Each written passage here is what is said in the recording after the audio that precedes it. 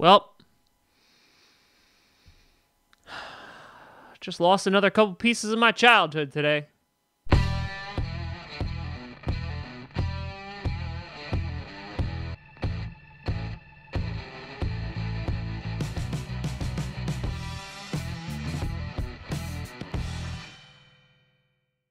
Grossi Posse Packer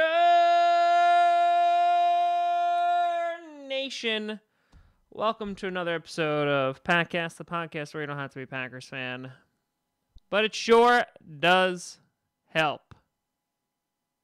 I'm your host, Tom Grossi. Well, last night I recorded a video that was put out around 10 o'clock this morning talking about how we lost Breland, how Jordy's potentially looking at the Seahawks, please God no, and how Randall Cobb might be going to the Dallas Cowboys. And a couple hours ago, Randall Cobb did just that and signed a one-year deal worth $5 million with the Dallas Cowboys. Then, Clay Matthews just signed a two-year deal worth up to $16.75 million with the LA Rams. Now, let's talk about Clay Matthews first, and then we'll get to Randall Cobb, and then we'll sit down and cry together. Neither of these moves were unexpected, right? Even last year, at the beginning of last year, we kind of knew that this was going to be Randall Cobb's last season and most likely Clay Matthews' last season, and that both of them were owed a lot of money, their contracts were running out, and the productivity just wasn't there, especially for Clay Matthews. He's been on the team since 2009. He only had 3.5 sacks this year, right? He's had lingering injury issues, like with his thumb or getting hit in the face with softballs. He hasn't had double-digit sacks since 2014. Now, part of that is because he was also moved to inside linebacker to help shore up the run back where we didn't have a defense, even though some could argue we still don't. Right? Capers moved him all around, and he did it. Right? He did it. But I think we could all agree that eventually we did need to move on from Clay Matthews, especially for over $16.5 million for 2 years. I'm sure we don't know the details of the contract yet. I'm sure there's lots of incentives in there, but it seems like that's a pretty big price tag for Clay Matthews, a guy who, again, is a big name. He's a name guy, right? Guy was even in Pitch Perfect 2, but he was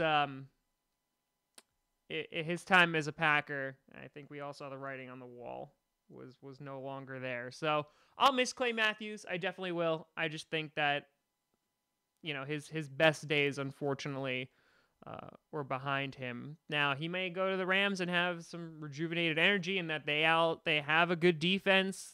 So, you know, maybe he'll be able to be a rotational player. We'll see. But Clay, thank you for being a damn good representation of the Green Bay Packers. It was pretty awesome having you. I'll never forget, you know, the forced fumble in the Super Bowl. Him standing next to Aaron Rodgers, handing him the championship belt when they won the Super Bowl. Clay Matthews is always going to be a part of this team and a part of this legacy and a part of this history. And I really, really appreciate what he's done for this team. Randall Cobb, similar story to Clay Matthews. Again, we saw it coming.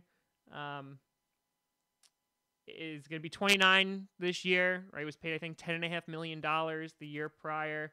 And when healthy, Cobb is great. Absolutely. And I mean, I'm never going to forget the 2013 game where he beat the Bears with the heartbreaker on 4th down. Never going to forget this year in the home opener when he beat the Bears. You know, and for Dallas, there's a lot of upside in signing Cobb. You know, again, he's not even 30 years old yet. While he is injury prone, this will give them an opportunity to replace Cole Beasley in the slot and even play on the outside. It's another target for Prescott to throw to, or at least attempt to throw to. And I really hope he does well. He finished his career, had 470 catches with the Packers, over 5,500 yards and 41 touchdowns. Hell, we even had him at running back a bit.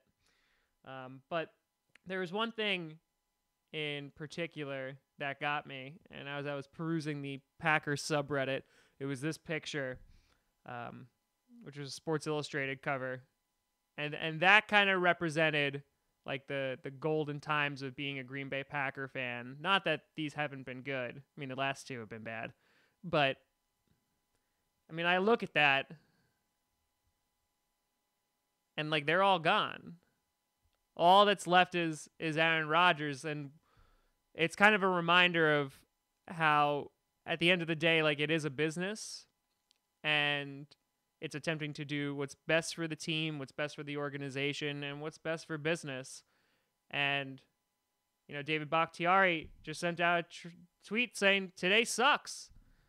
That these guys, they give it their all, and they make relationships with the fans, with their teammates. And then from one year to the next, they're gone. Everyone will remember the Randall Cobb picture with Aaron Rodgers from the last game last year of Cobb crying on the sidelines. It's rough. And I'm obviously a huge Randall Cobb fan. I mean, I don't own a lot of jerseys, but I wanted to make sure that I owned his because I wanted to support him, and damn if he wasn't a likable player. He was explosive and represents some of my fondest memories as a Packers fan. So while both of these guys,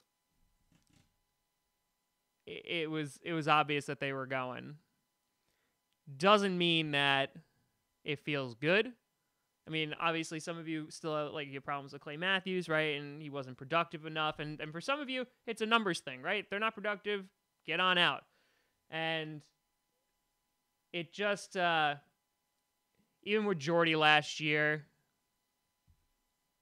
you kind of feel for Aaron Rodgers. And trust me, he has plenty bundles of money to dry his tears with. But I think at the end of the day, the team that takes the field in September is going to be a very different Green Bay Packers team. One that I don't even know if we're going to recognize. And that's not necessarily a bad thing, right? Change is just, it's a part of it. There's going to be a point where 10 years from now, there might not be any, if many players on the Packers that we're talking about today. That's why it's tough sometimes being a fan of the team, right? Because you become fans of the players too, and when those players leave, I mean, you're still left with the team, and then you find new people to root for and new people to cheer for and hope for. But guys like Randall Cobb, and guys like Jordy Nelson, even Clay Matthews, those were good ones. Those definitely were good ones. And I'm going to miss them. So as we prepare for the draft and as we prepare for the next season, it's kind of like getting a dog, in that for hopefully a good long while, that dog is going to be a phenomenal friend to you. You're going to love that dog. And then eventually the dog's not going to be there anymore. While Randall Cobb is not dying, and neither is Clay Matthews, it's a bit bittersweet. You had him for so long, and now you don't. But I wish them both nothing but the best. And long after even Aaron Rodgers is off this team, we'll continue rooting for the Packers, because that's what we do. That's what we do. Let me know what you think down in the comments below. You can find me at all the social media stuff at Tom Grossi Comedy, Packcast. You know where to find me. YouTube, SoundCloud, iTunes, Google Play Music, all that great stuff. Check out bonfire.com/Packcast for merch. But thank you so much for watching. I'm Tom Grossi. And maybe even think about sending a thank you tweet to one of these two guys. Just a thought. And as always, go Pack Go.